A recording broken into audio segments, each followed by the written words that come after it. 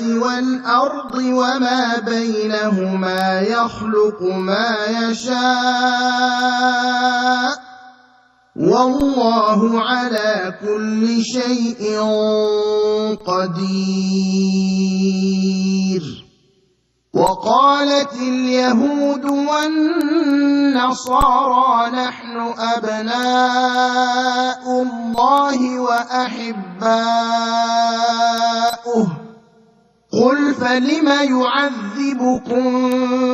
بذنوبكم بل أنتم بشر ممن خلق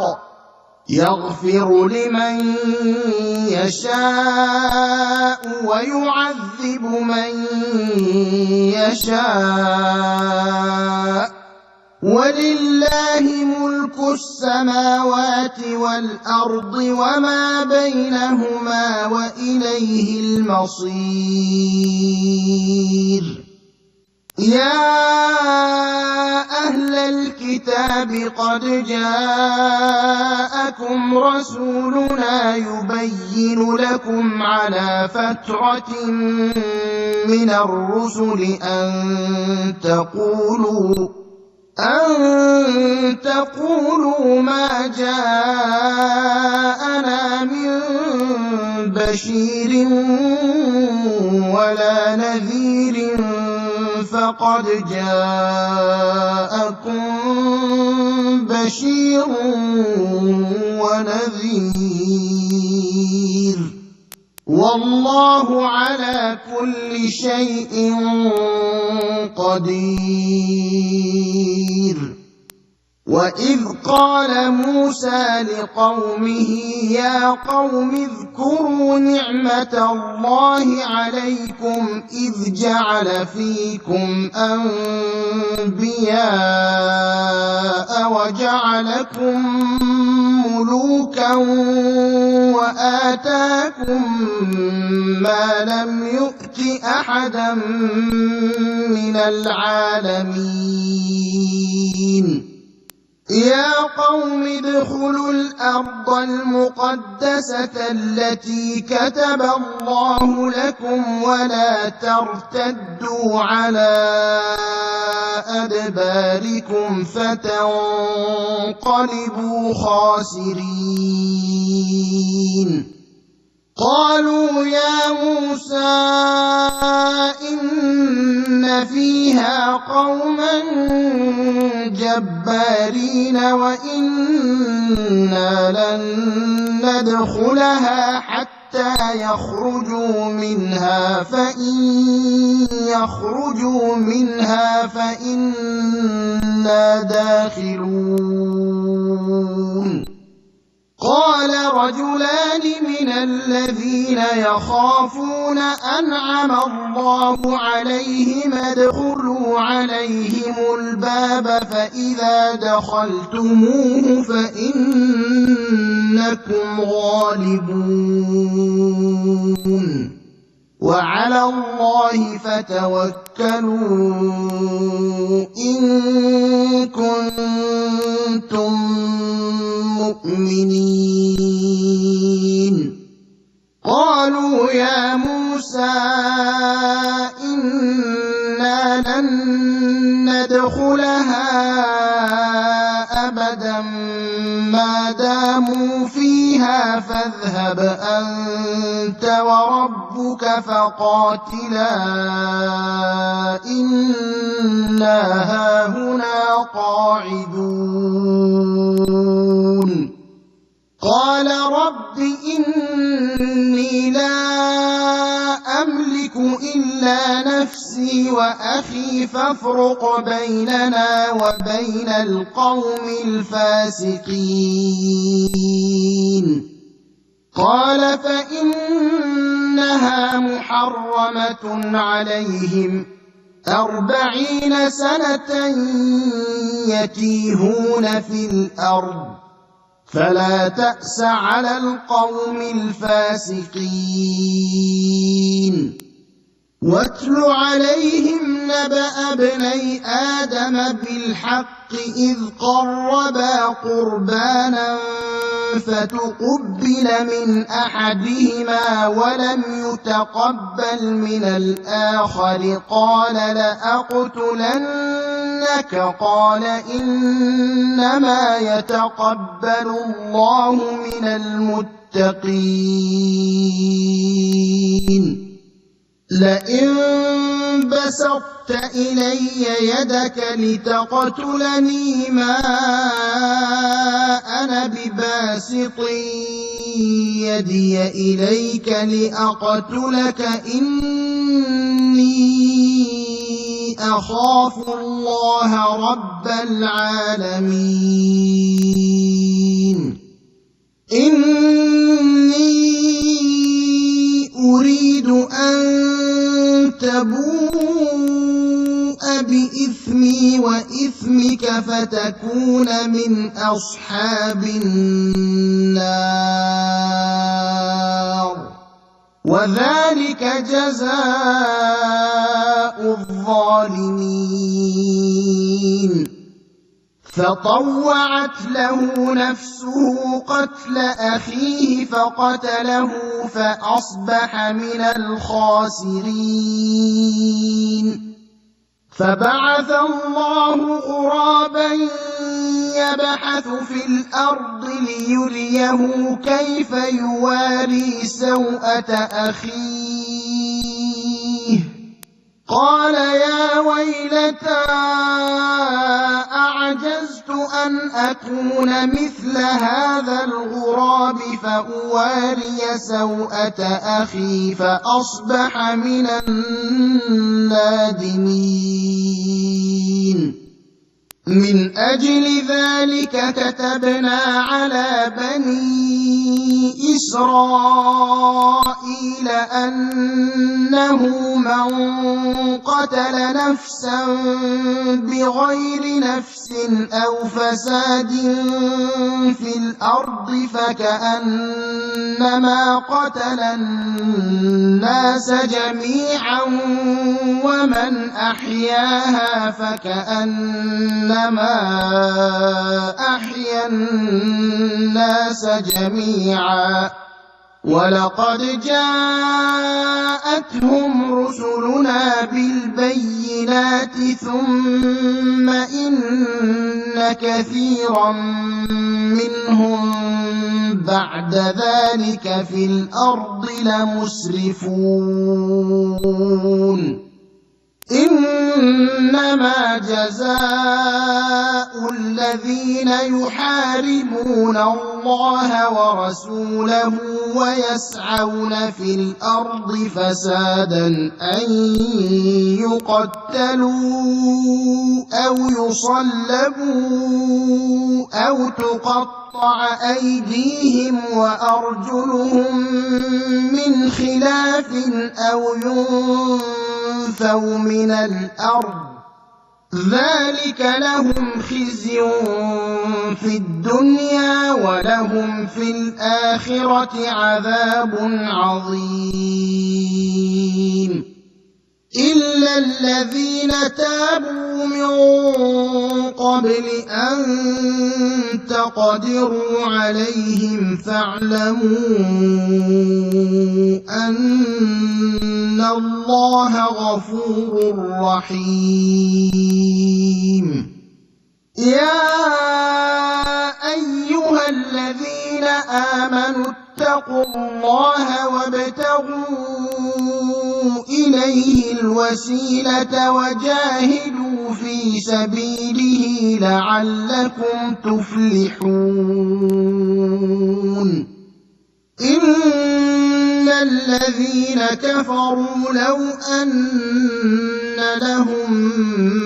ما في الأرض جميعا ومثله معه ليفتدوا به من عذاب يوم القيامة ما تقبل منهم ولهم عذاب أليم يريدون أن يخرجوا من النار النَّارِ وَمَا هُم بِخَارِجِينَ مِنْهَا وَلَهُمْ عَذَابٌ مُّقِيمٌ وَالسَّارِقُ وَالسَّارِقَةُ فَاقْطَعُوا أَيْدِيَهُمَا جَزَاءً بِمَا كَسَبَا نَكَالًا مِّنَ اللَّهِ ۗ وَاللَّهُ عَزِيزٌ حَكِيمٌ فَمَن تَابَ مِن بَعْدِ ظُلْمِهِ وَأَصْلَحَ فَإِنَّ اللَّهَ يَتُوبُ عَلَيْهِ ۗ إِنَّ اللَّهَ غَفُورٌ رَّحِيمٌ أَلَمْ تَعْلَمْ أَنَّ اللَّهَ لَهُ مُلْكُ السَّمَاوَاتِ وَالْأَرْضِ يُعَذِّبُ مَن يَشَاءُ وَيَغْفِرُ لِمَن يَشَاءُ ۗ وَاللَّهُ عَلَىٰ كُلِّ شَيْءٍ قَدِيرٌ يَا أَيُّهَا الرَّسُولُ لَا يَحْزُنكَ الَّذِينَ يُسَارِعُونَ فِي الْكُفْرِ مِنَ الَّذِينَ قَالُوا آمَنَّا بِأَفْوَاهِهِمْ وَلَمْ تُؤْمِن قُلُوبُهُمْ ۛ وَمِنَ الَّذِينَ هَادُوا سَمَّاعُونَ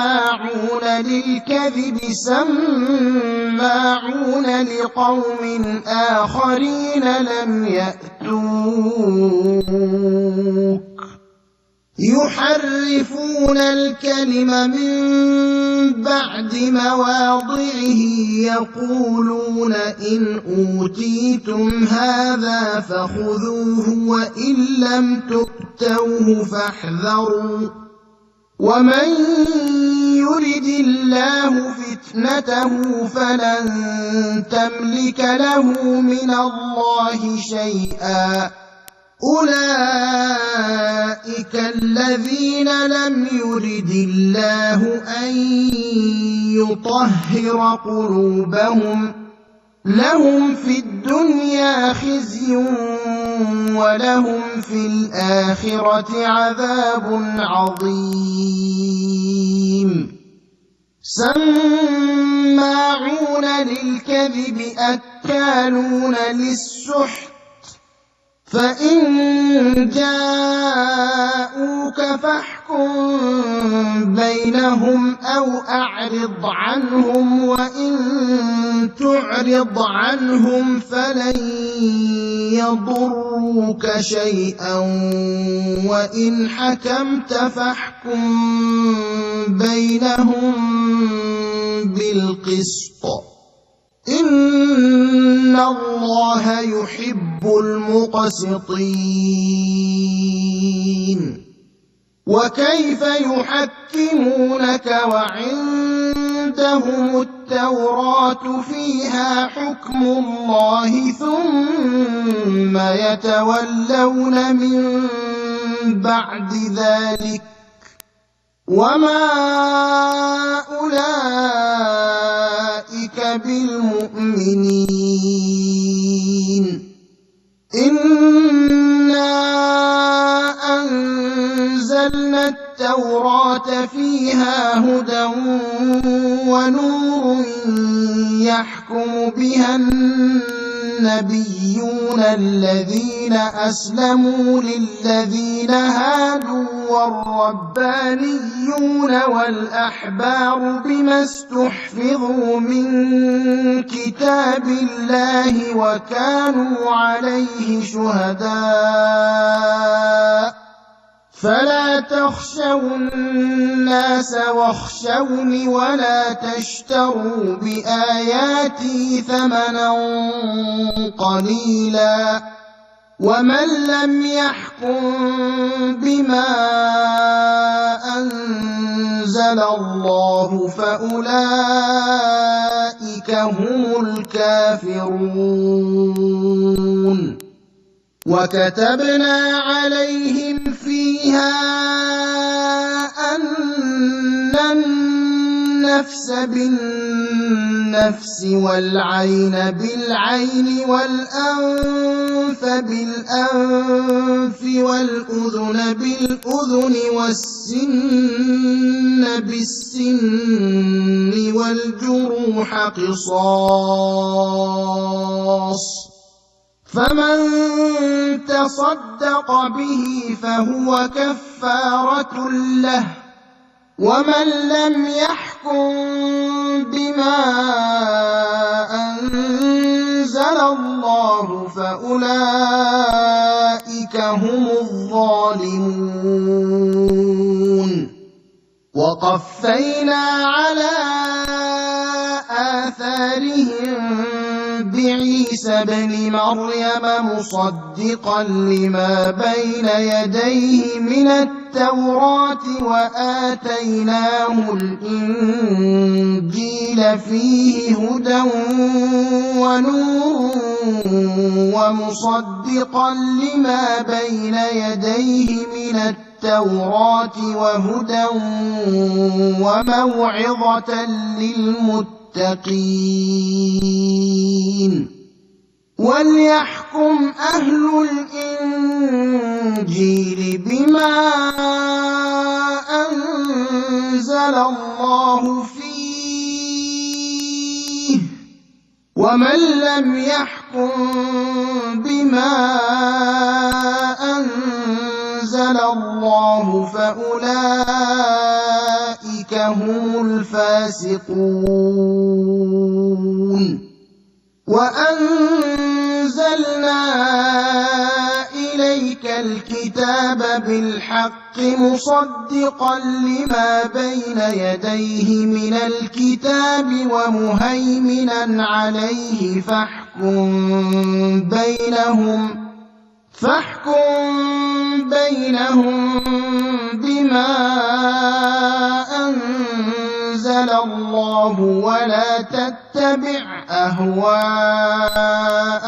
عما جاءك من الحق لكل جعلنا منكم شرعة ومنهاجا ولو شاء الله لجعلكم أمة واحدة ولكن ليبلوكم فيما آتاكم فاستبقوا الخيرات إلى الله مرجعكم جميعا فينبئكم بما كنتم فيه تختلفون وأن احكم بينهم بما أنزل الله ولا تتبع أهواءهم واحذرهم أن يفتنوك عن بعض ما أنزل الله إليك فإن تولوا فاعلم أنما يريد الله أن يصيبهم ببعض ذنوبهم وإن كثيرا من الناس لفاسقون أفحكم الجاهلية يبغون ومن أحسن من الله حكما لقوم يوقنون يا أيها الذين آمنوا لا تتخذوا اليهود والنصارى أولياء بعضهم أولياء بعض ومن يتولهم منكم فإنه منهم إن الله لا يهدي القوم الظالمين فترى الذين في قلوبهم مرض يسارعون فيهم يقولون نخشى أن تصيبنا دائرة فعسى الله أن يأتي بالفتح أو أمر من عنده فيصبحوا على ما أسروا في أنفسهم نادمين ويقول الذين آمنوا أهؤلاء الذين أقسموا بالله جهد أيمانهم إنهم لمعكم حبطت أعمالهم فأصبحوا خاسرين يا أيها الذين آمنوا من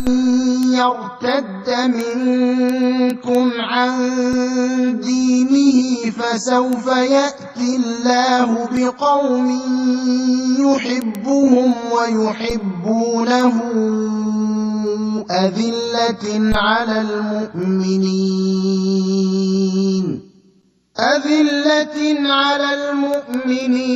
أعزة على الكافرين يجاهدون في سبيل الله ولا يخافون لومة لائم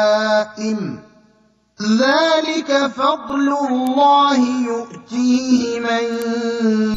يشاء والله واسع عليم إنما وليكم الله ورسوله والذين آمنوا الذين يقيمون الصلاة ويؤتون الزكاة وهم راكعون ومن يتول الله ورسوله والذين آمنوا فإن حزب الله هم الغالبون يا أيها الذين آمنوا لا تتخذوا الذين اتخذوا دينكم هزوا ولعبا من الذين أوتوا الكتاب من قبلكم والكفار أولياء واتقوا الله إن كنتم مؤمنين وإذا ناديتم إلى الصلاة اتخذوها هزوا ولعبا ذلك بأنهم قوم لا يعقلون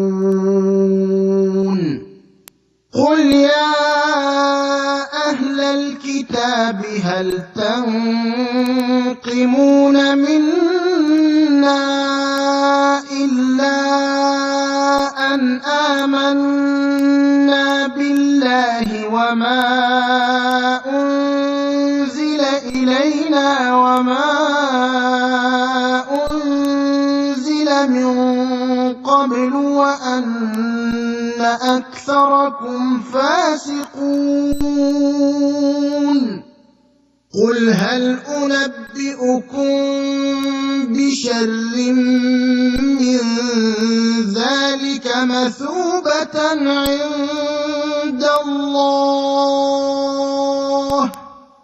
مَن لَّعَنَهُ اللَّهُ وَغَضِبَ عَلَيْهِ وَجَعَلَ مِنْهُمُ الْقِرَدَةَ وَالْخَنَازِيرَ وَعَبَدَ الطَّاغُوتَ أُولَٰئِكَ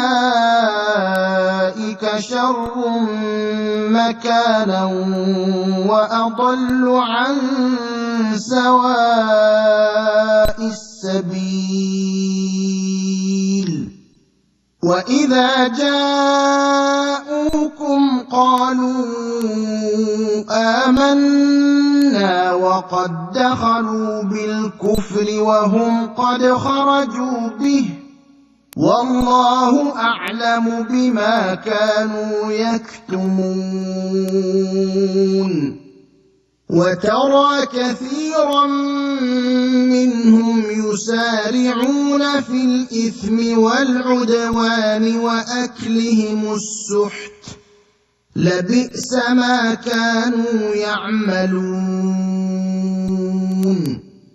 لَوْلَا يَنْهَاهُمُ الرَّبَّانِيُّونَ وَالْأَحْبَارُ عَن قَوْلِهِمُ الْإِثْمَ وَأَكْلِهِمُ السُّحْتَ ۚ لَبِئْسَ مَا كَانُوا يَصْنَعُونَ وَقَالَتِ الْيَهُودُ يَدُ اللَّهِ مَغْلُولَةٌ غُلَّتْ أَيْدِيهِمْ وَلُعِنُوا بِمَا قَالُوا بَلْ يَدَاهُ مَبْسُوطَتَانِ يُنفِقُ كَيْفَ يَشَاءُ وَلَيَزِيدَنَّ كَثِيرًا مِّنْهُم مَّا أُنزِلَ إِلَيْكَ مِن رَّبِّكَ طُغْيَانًا وَكُفْرًا وَأَلْقَيْنَا بَيْنَهُمُ الْعَدَاوَةَ وَالْبَغْضَاءَ إِلَىٰ يَوْمِ الْقِيَامَةِ كُلَّمَا أَوْقَدُوا نَارًا لِّلْحَرْبِ أَطْفَأَهَا اللَّهُ ۚ وَيَسْعَوْنَ فِي الْأَرْضِ فَسَادًا ۚ وَاللَّهُ لَا يُحِبُّ الْمُفْسِدِينَ وَلَوْ أَنَّ أَهْلَ الْكِتَابِ آمَنُوا وَاتَّقَوْا لَكَفَّرْنَا عَنْهُمْ سَيِّئَاتِهِمْ وَلَأَدْخَلْنَاهُمْ جَنَّاتِ النَّعِيمِ وَلَوْ أَنَّهُمْ أَقَامُوا التَّوْرَاةَ وَالْإِنجِيلَ وَمَا أُنزِلَ إِلَيْهِم مِّن رَّبِّهِمْ لَأَكَلُوا مِن فَوْقِهِمْ وَمِن تَحْتِ أَرْجُلِهِم ۚ مِّنْهُمْ أُمَّةٌ مُّقْتَصِدَةٌ وَكَثِيرٌ مِّنْهُمْ سَاءَ مَا يَعْمَلُونَ يَا أَيُّهَا الرَّسُولُ بَلِّغْ مَا أُنزِلَ إِلَيْكَ مِن رَّبِّكَ وَإِن لَّمْ تَفْعَلْ فَمَا بَلَّغْتَ رِسَالَتَهُ ۚ وَاللَّهُ يَعْصِمُكَ مِنَ النَّاسِ ۗ إِنَّ اللَّهَ لَا يَهْدِي الْقَوْمَ الْكَافِرِينَ قُلْ يَا أَهْلَ الْكِتَابِ لَسْتُمْ عَلَىٰ شَيْءٍ حَتَّىٰ تُقِيمُوا التَّوْرَاةَ وَالْإِنجِيلَ وَمَا أُنزِلَ إِلَيْكُم مِّن رَّبِّكُمْ ۗ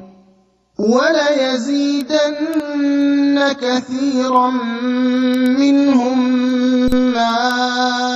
أُنزِلَ إِلَيْكَ مِن رَّبِّكَ طُغْيَانًا وَكُفْرًا ۖ فَلَا تَأْسَ عَلَى الْقَوْمِ الْكَافِرِينَ إن الذين آمنوا والذين هادوا والصابئون والنصارى من آمن بالله واليوم الآخر وعمل صالحا فلا خوف عليهم ولا هم يحزنون لقد أخذنا ميثاق بني إسرائيل وأرسلنا إليهم رسلا كلما جاءهم رسول بما لا تهوى أنفسهم فريقا كذبوا وفريقا يقتلون وحسبوا ألا تكون فتنة فعموا وصموا ثم تاب الله عليهم ثم عموا وصموا كثير منهم والله بصير بما يعملون لقد كفر الذين قالوا إن الله هو المسيح ابن مريم وقال المسيح يا بني إسرائيل اعبدوا الله ربي وربكم إنه من يشرك بالله فقد حرم الله عليه الجنة ومأواه النار وما للظالمين من أنصار لقد كفر الذين قالوا إن الله ثالث ثلاثة وما من إله إلا إله واحد وإن لم ينتهوا عما يقولون ليمسن الذين كفروا منهم عذاب أليم أفلا يتوبون إلى الله ويستغفرونه والله غفور رحيم ما المسيح ابن مريم إلا رسول قد خلت من قبله الرسل وأمه صديقة كانا يأكلان الطعام انظر كيف نبين لهم الآيات ثم انظر أنى يؤفكون قل أتعبدون من دون الله ما لا يملك لكم ضرا ولا نفعا والله هو السميع العليم قل يا أهل الكتاب لا تغلوا في دينكم غير الحق ولا تتبعوا أهواء قوم قد ضلوا من قبل وأضلوا كثيرا وضلوا عن سواء السبيل لعن الذين كفروا من بني إسرائيل على لسان داود وعيسى بن مريم ذلك بما عصوا وكانوا يعتدون كانوا لا يتناهون عن منكر فعلوه لبئس ما كانوا يفعلون ترى كثيرا منهم يتولون الذين كفروا لبئس ما قدمت لهم أنفسهم أن سخط الله عليهم وفي العذاب هم خالدون ولو كانوا يؤمنون بالله والنبي وما أنزل إليه ما اتخذوهم أولياء ولكن كثيرا منهم فاسقون لتجدن أشد الناس عداوة للذين آمنوا اليهود والذين أشركوا ولتجدن أقربهم مودة للذين آمنوا الذين قالوا إنا نصارى ذلك بأن منهم قسيسين ورهبانا وأنهم لا يستكبرون وإذا سمعوا ما أنزل إلى الرسول ترى أعينهم تفيض من الدمع مما عرفوا من الحق يقولون ربنا آمنا فاكتبنا مع الشاهدين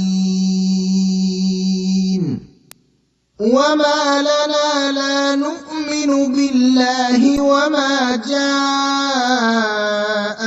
من الحق ونطمع أن يدخلنا ربنا مع القوم الصالحين فأثابهم الله بما قالوا جنات تجري من تحتها الأنهار خالدين فيها وذلك جزاء المحسنين والذين كفروا وكذبوا بآياتنا أولئك أصحاب الجحيم يا أيها الذين آمنوا لا تحرموا طيبات ما أحل الله لكم ولا تعتدوا إن الله لا يحب المعتدين وكلوا مما رزقكم الله حلالا طيبا واتقوا الله الذي أنتم به مؤمنون لا يؤاخذكم الله باللغو في أيمانكم ولكن يؤاخذكم بما عقدتم الأيمان فكفارته إطعام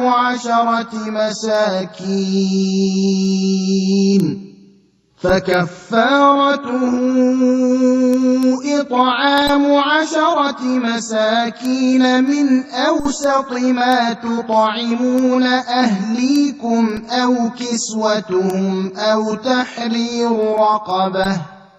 فمن لم يجد فصيام 3 أيام ذلك كفارة أيمانكم إذا حلفتم واحفظوا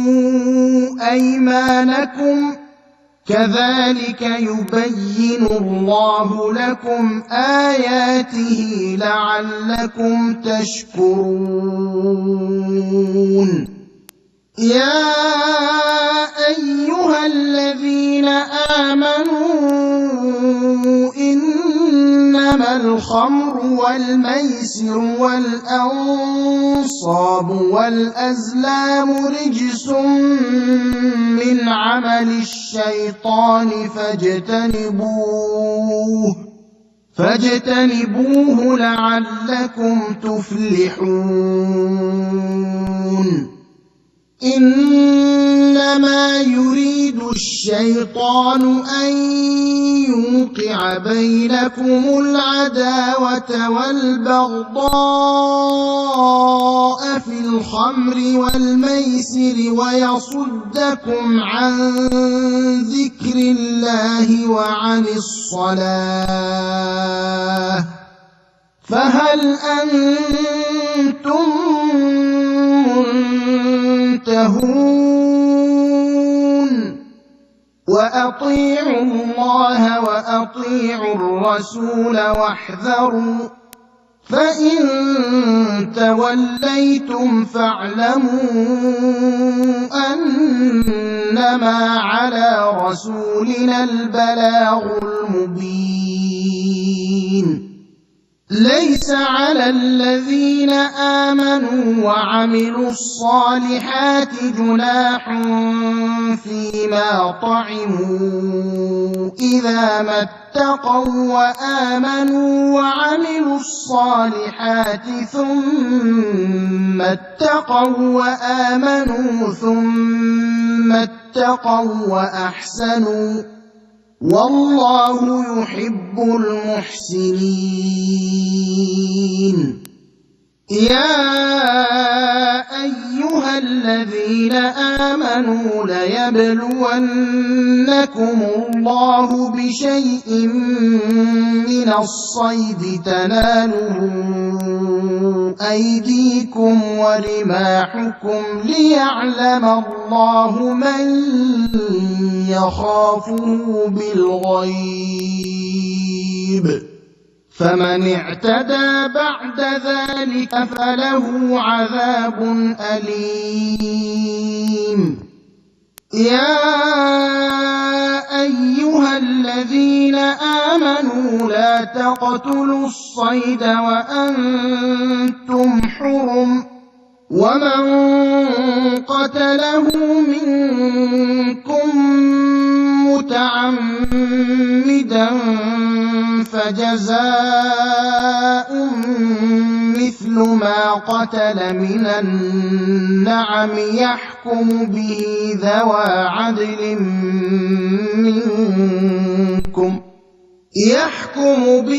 ذوى عدل منكم هديا بالغ الكعبة أو كفارة طعام مساكين أو عدل ذلك صياما ليذوق وبال أمره عفى الله عما سلف ومن عاد فينتقم الله منه والله عزيز ذو انتقام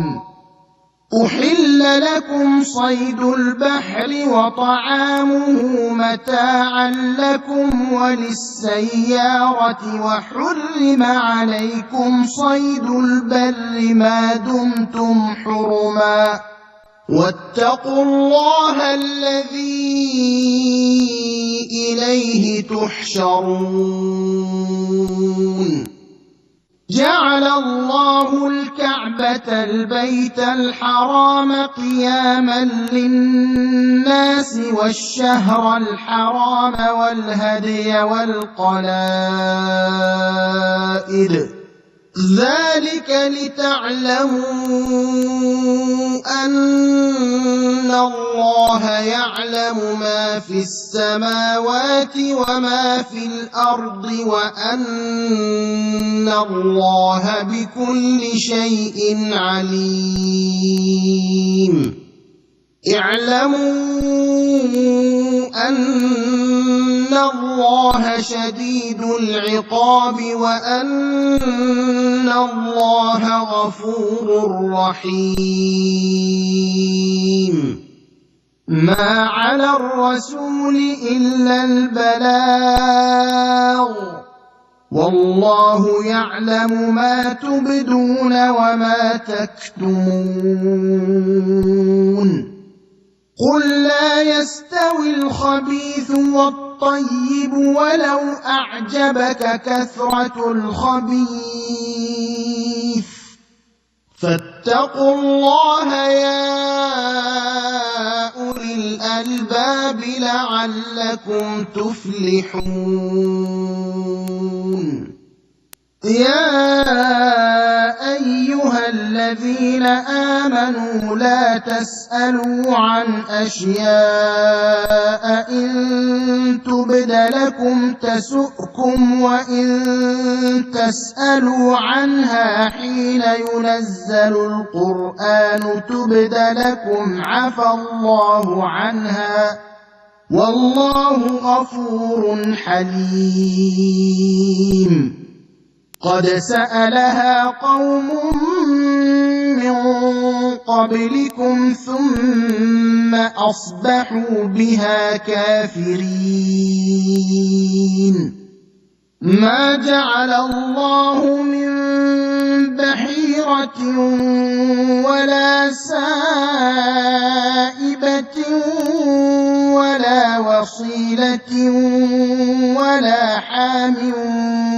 ولكن الذين كفروا يفترون على الله الكذب وأكثرهم لا يعقلون. وإذا قيل لهم تعالوا إلى ما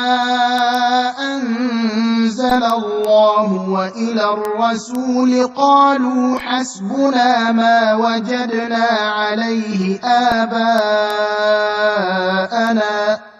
أولو كان آباؤهم لا يعلمون شيئا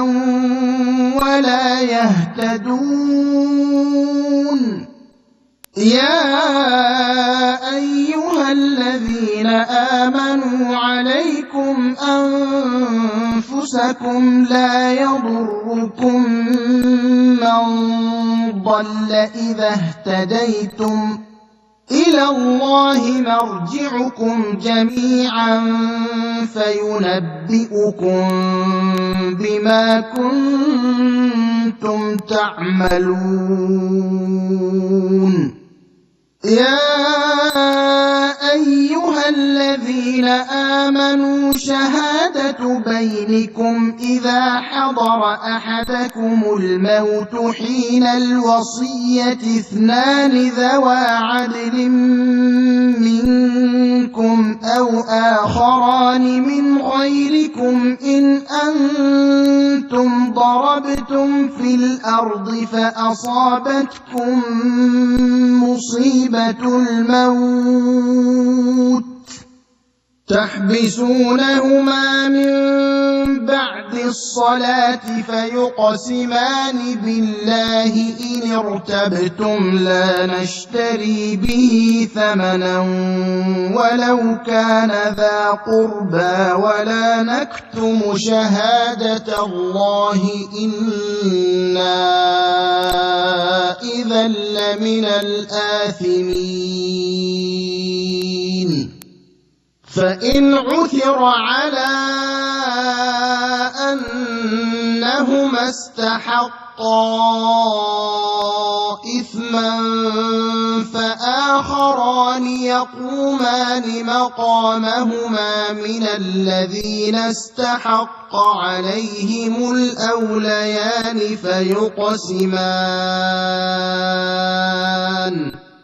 فيقسمان بالله لشهادتنا أحق من شهادتهما وما اعتدينا إنا إذا لمن الظالمين ذلك أدنى أن يأتوا بالشهادة على وجهها أو يخافوا أن ترد أيمان بعد أيمانهم واتقوا الله واسمعوا والله لا يهدي القوم الفاسقين يوم يجمع الله الرسل فيقول ماذا أجبتم قالوا لا علم لنا إنك أنت علام الغيوب إذ قال الله يا عيسى ابن مريم اذكر نعمتي عليك وعلى والدتك إذ أيدتك بروح القدس تكلم الناس في المهد وكهلا وإذ علمتك الكتاب والحكمة والتوراة والإنجيل وإذ تخلق من الطين كهيئة الطير بإذني فتنفخ فيها فتكون طيرا بإذني وتبرئ الأكمه والأبرص بإذني وإذ تخرج الموتى بإذني وإذ كففت بني إسرائيل عنك إذ جئتهم بالبينات فقال الذين كفروا منهم إن هذا إلا سحر مبين وإذ أوحيت إلى الحواريين أن آمنوا بي وبرسولي قالوا آمنا واشهد بأننا مسلمون إذ قال الحواريون يا عيسى ابن مريم هل يستطيع ربك أن ينزل علينا مائدة من السماء قال اتقوا الله إن كنتم مؤمنين قالوا نريد أن نأكل منها وتطمئن قلوبنا ونعلم أن قد صدقتنا ونكون عليها من الشاهدين قال عيسى ابن مريم اللهم ربنا أنزل علينا مائدة من السماء تكون لنا عيدا لأولنا وآخرنا وآية منك وارزقنا وأنت خير الرازقين قال الله إني منزلها عليكم فمن يكفر بعد منكم فإني أعذبه عذابا لا أعذبه أحدا من العالمين وإذ قال الله يا عيسى ابن مريم أأنت قلت للناس اتخذوني وأمي إلهين من دون الله قال سبحانك ما يكون لي أن أقول ما ليس لي بحق إن كنت قلته فقد علمته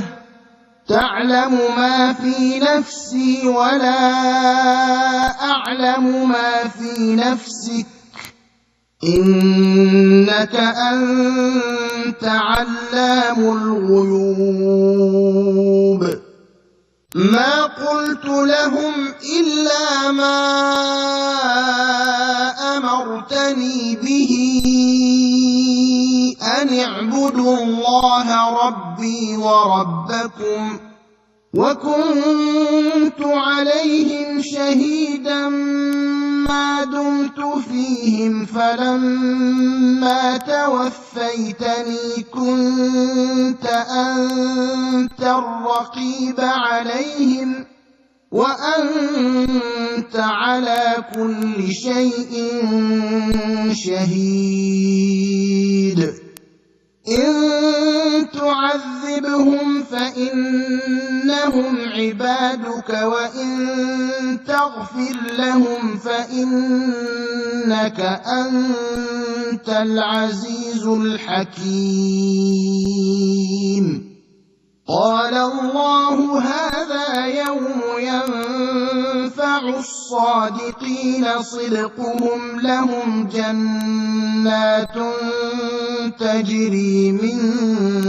تحتها الأنهار خالدين فيها أبدا رضي الله عنهم ورضوا عنه ذلك الفوز العظيم لله ملك السماوات والأرض وما فيهن وهو على كل شيء قدير